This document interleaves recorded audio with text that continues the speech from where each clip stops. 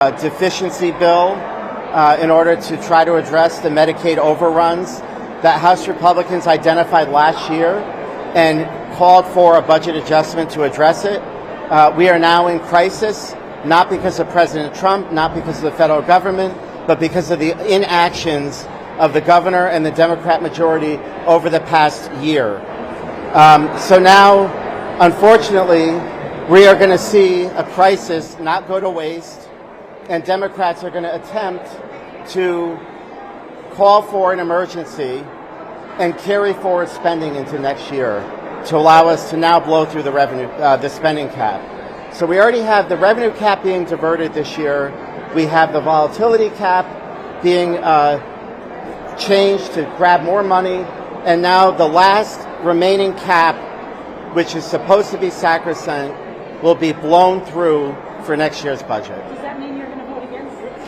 I will not be supporting this scheme in order to allow for more spending next year and violate our spending cap. So absolutely not. I'm not supporting this. So what's the solution? The solution is what the governor originally had on the table, is a deficiency bill that pays for Medicaid overruns by adjusting this current year budget, withholding certain extra surplus money and paying for it. What Democrats are going to do is they're going to take all those savings, and rather than use it to pay for this year's deficiency, they're going to carry it into next year.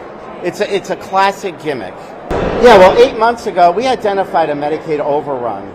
And so last spring, House Republicans proposed a budget alternative to address some of that overrun, up to the tune of $105 million.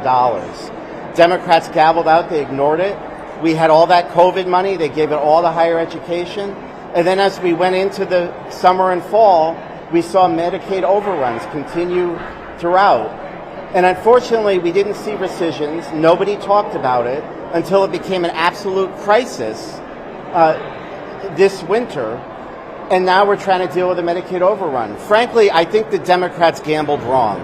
I think the Democrats believed that President Trump was going to be their savior and that he was going to supply cuts that they could blame him on why our budget is in deficit. Those cuts didn't come through, and now they're left scrambling. Well, the starter was illegal immigrant health care. That was originally budgeted for $7 million. It has ballooned. In this next budget year, it's going to be over $100 million. It's a program we can't afford. Democrats never should have put that in the budget. You remove that, you're saving $100 million. Certainly, we should be getting our overtime under control. That's another area that's been a little out of control. We proposed our budget last year. We proposed our budget 2 weeks ago that outlines all the other areas that we could provide savings. The speaker said they're hoping to vote on a budget next week. How involved do you hope to be in that process, and what are your kind of priorities in influencing that? Yeah, we put forth a budget that sets forth our priorities. I don't believe we are going to be part of the process because we already drew the line in the sand. We're not going to violate these caps. And make no mistake, this emergency declaration that the governor is doing today is not to pay down a Medicaid overage, but it's to allow the Democrats to violate the spending cap next year and spend an additional $250 million that we are not allowed to spend under our Constitution. Is that the amount that you think is going to be carried over until next year? That's correct. That's the amount that they're going to free up and move into next year because of this emergency declaration. You alluded to it, but what is your reaction to the reconciliation bill that Congress is working on, and how do you see that affecting Connecticut's budgeting process? Well, if we don't address the illegal immigrant health care, we could be looking at a $700 million hole. But also, the House Republicans does not adopt this hospital tax scheme that doubles down on another $300 million of taxation to our hospitals. Our budget flatlines that program. We are within keeping of the spirit of what the federal government wants to see out of state governments. We are providing a budget that is fiscally responsible. And unfortunately, we're not seeing that for the majority party. They're going to blow through that hospital tax that they're relying on.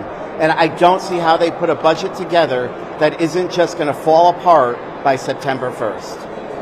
So are you saying it's smoke and mirrors, or there's not even that much smoke? or how is it? It's intentional deceit right now that's happening.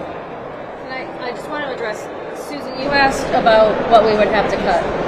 You asked what we would have to have cut in order to do this. We wouldn't have had to cut anything in the end, because if we had made the adjustment last year, we would have accounted for the $105 million of Medicaid at that time, which would have made the deficiency right now 170. We have $160 million room in the cap.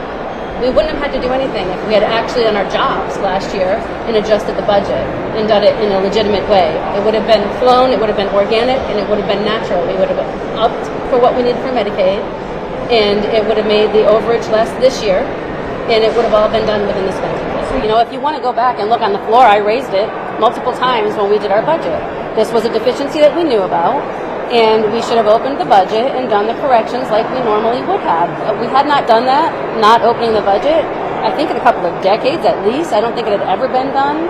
And we pointed that out on the floor, that we could adjust for Medicaid and stay within all of our spending at that time. But once again, you know, the minority was ignored, and they decided they knew best, and their knowing best has put us now in the declaration of emergency. In your question? Are you saying that they were closing their eyes and hoping it would get better, or what are you saying? In other words, you're saying they ignored it, right? They did ignore it. And they ignored it what? In the hopes it would get better, or in the hopes of what? Honestly, I don't know, but I don't know anybody who can do a budget on hopes and wills, right? Like, we knew it was a deficiency. We said that on the floor. We created a budget that addressed it. You know, we brought it forward, and we were ignored. And look, they hedged their bets. If a Democrat president won, they would just seek more money from the federal government. If a Republican president won, they just blame him for the cuts. And so that hasn't come to fruition for them. So now they're left scrambling, and they are trying to deceive the public into thinking it's something different. But make no mistake, what is here today is an emergency declaration because Democrats are going over the spending cap, not just this year, but next year too. What I'm concerned about is, knowing what we know out of the federal government, Democrats are not going to cut illegal immigrant health care. They're going to rely on too much hospital tax money, and they're not going to implement any work programs for Medicaid. That will put Connecticut into a $1 billion hole if they ignore all of these, the tea leaves that we're seeing coming out of the federal government. We're saying let's address that now so we aren't in crisis in the fall. But, you know, they ignore Republicans continually, and what continues to happen is we go into one crisis after another. And pretty soon, when this money runs out, Connecticut is going to start seeing tax increases or budget impasse. Somehow they manage to not take responsibility that their own inaction causes these problems. It's not some other force in the federal government or some other recession. It is actually their own inaction of not wanting to prioritize and deal with these issues as they come forward.